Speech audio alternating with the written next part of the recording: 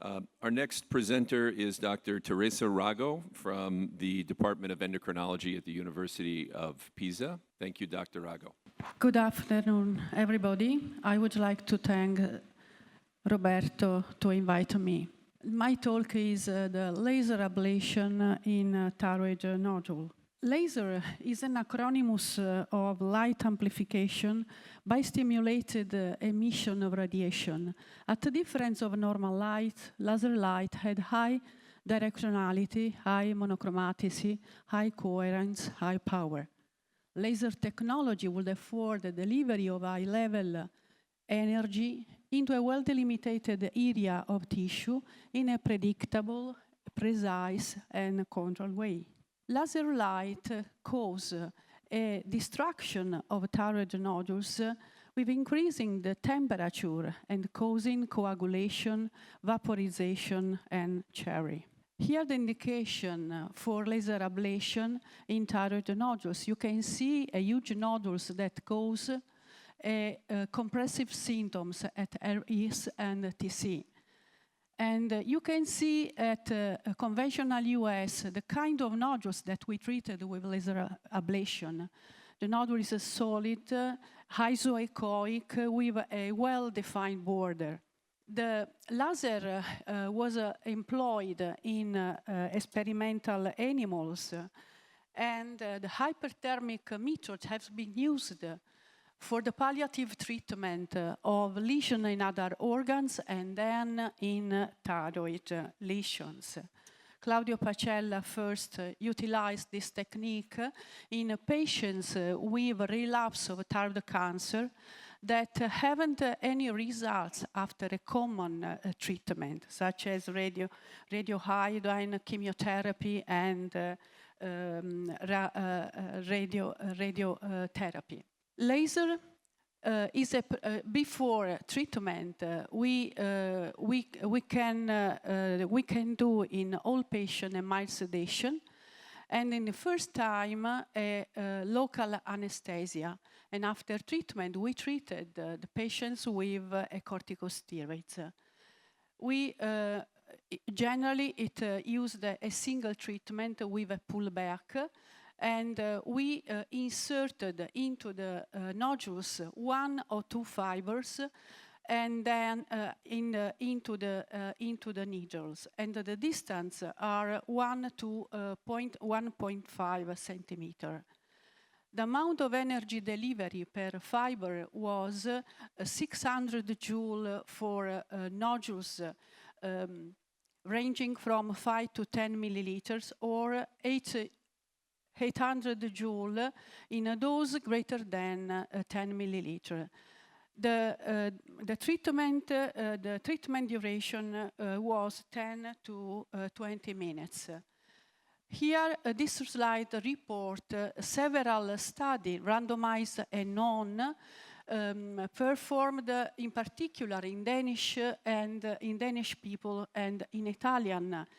And you can see the number of nodules treated, the basal volume, the kind of laser used, the amount of energy delivery, and the section, and the follow-up period ranging from 3 to 67 months, and the volume reduction ranging from 36 to 80%. Here, the experience of Danish group, in particular, you can see the study carried out by dosing in 7-8 patients followed for 67 months. And they observed a reduction of nodular volume of about 51% with respect to the basal volume. And here, the Italian experience, in particular, Roberto Valcavi used this technique in 122 patients after 3 years. He observed a shrinkage of about 50% of the initial volume. But as you can see, the data that I show now is inhomogeneous for many reasons. And also, the period of follow-up is very inhomogeneous. For this reason, there is a necessity to carry out a multicentric studies that work in a standardized technique. And this is the aim of the multicentric Italian study, in which participate 4 Italian centers: Pisa, Reggio Emilia, Albano Laziale, and Perugia. The aim of the paper is to compare clinical and ultrasound changes induced in cold thyroid nodules by laser ablation with respect to the follow-up, and to assess the side effects, the efficacy and risks or complication of laser ablation in a large number of patients, and also to evaluate the reproducibility of results and the safety of laser performed according to a standard procedure in that center.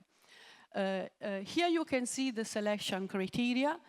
The patients were centrally randomized in 2 groups: Group 1, laser-treated group, 101 cases, and Group 2, control, 99 cases.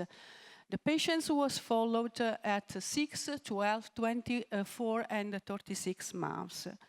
And here you can see the results. In a treated group, you can see a reduction of nodular volume at 36 months after laser ablation of about 50% with respect to basal volume. While in control group, you can see an increase of thyroid volume during the follow-up. And you can see also the nodular volume reduction in a treated group in each center, that ranges from 49 to 66% with respect to the basal volume. The reduction greater than 50% was observed in 70% of cases. And here the changes in symptom scores after laser ablation in a treated group. And you can see a reduction of pressure symptoms decreased from 84% to 24% of cases. And the cosmetic signs reduction from 72 to 60% of cases at 36 months. The consideration of this paper is that no clinical or US features were predictive factor of a thyroid nodular volume greater than 50%. No major complication was observed, and just 1 case of vocal cord paresis that self-resolved in 2 weeks. No regrowth of thyroid nodules was observed at 36 months. And this is a recent paper published by the group of Luca Chiovato that reported the efficacy of laser ablation in 43 patients treated with laser and followed during the period of 6 years. And you can see that 30 patients had a good results, while 10 patients had no results. And they observed a nodular volume reduction of about 50% during the follow-up, and in some of the patients they report an increase of nodular volume during the follow-up. And now I showed you our experience in Pisa, with the aim to establish the real usefulness of laser in large, benign, cold thyroid nodules. The selection criteria were age greater than 18 years old, a well-defined cold solid thyroid nodules, nodular volume greater than 5 milliliters, 2 diagnosis of benignity at fine needle cytology. Normal, the patients were euthyroid, no autoimmunity was observed, serum level of calcitonin was undetectable, and no patients received LT4 treatment. I show you the results on 259 patients. 220 were female and 39 males. The patients had local compressive symptoms and cosmetic discomfort. Some patients were contraindication for surgery. Some had a previous thyroidectomy, and some of them refused the surgery. The follow-up period ranging from 6 to 120 months. During the follow-up, we evaluated nodular and necrosis volume, side effects and complications, thyroid function, compressive symptoms, and cosmetic safety. Equationary were administered to evaluate compressive disorder and aesthetic problems, and collected information on tolerability, side effects, and complication. The basal nodular volume was 32 milliliter, ranging from 6.5 to 171 milliliter. I would like to stress that we treated a huge nodule with respect to the other series. And you can see the basal volume was subdivided in 5 categories. And you can see that the basal volume was very high. One session was performed in 209 patients, 2 sessions in 50 patients.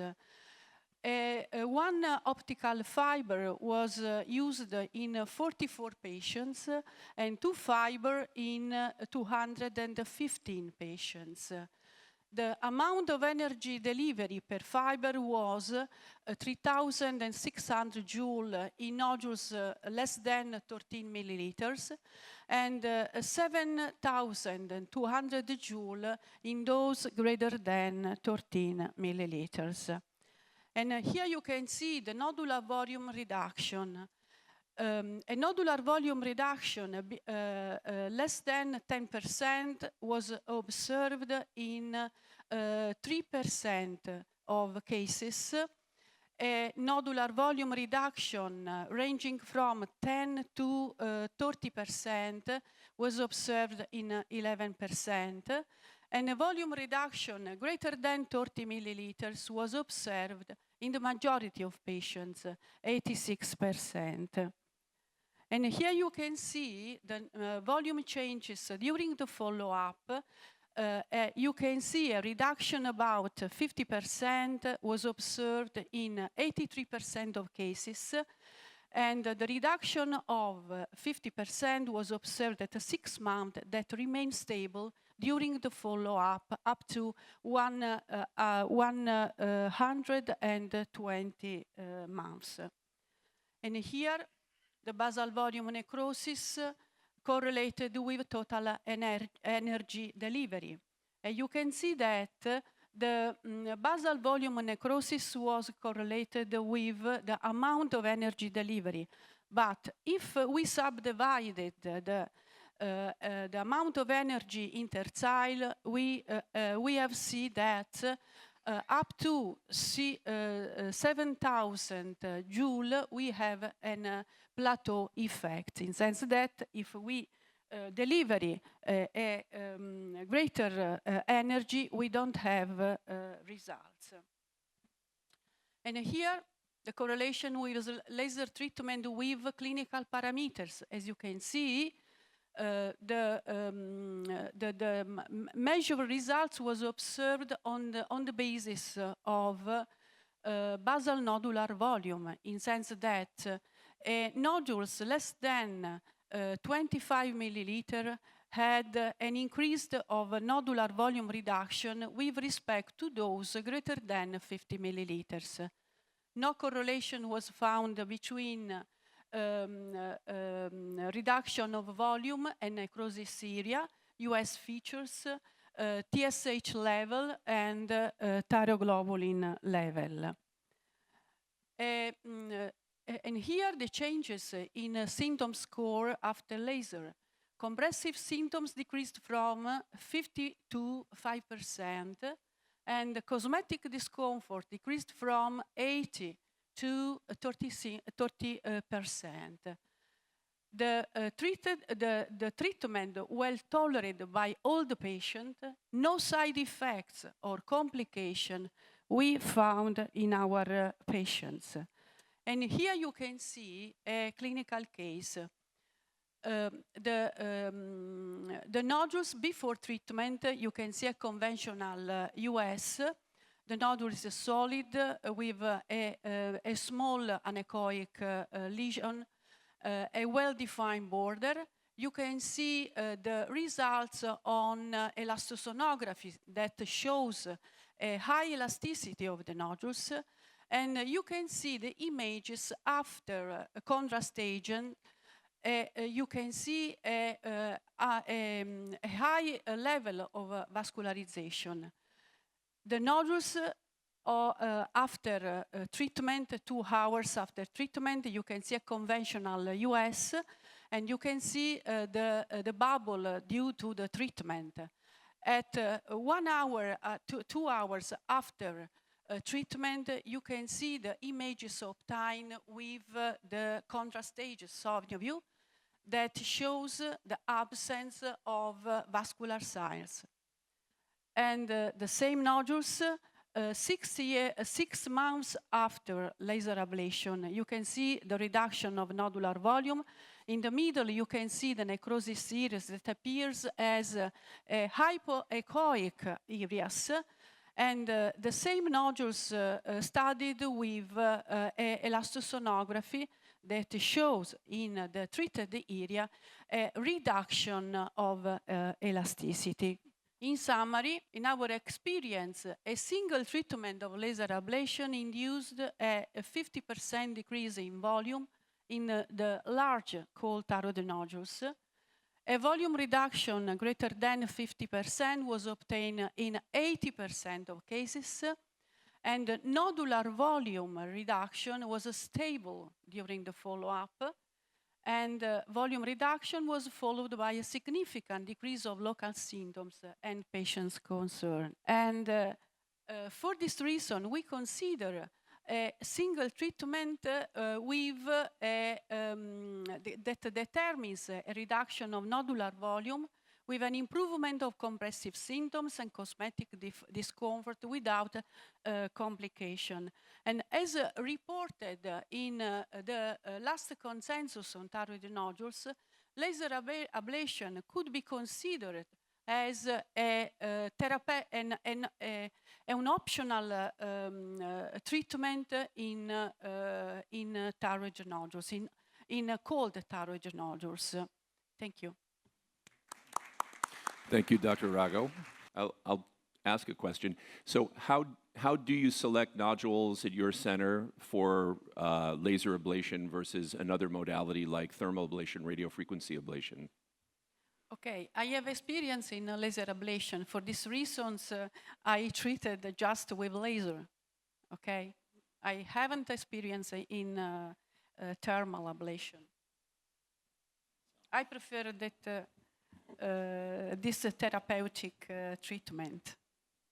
So just a consideration that I think it's very important for all the persons who perform radiofrequency ablation or laser ablation of thyroid nodules.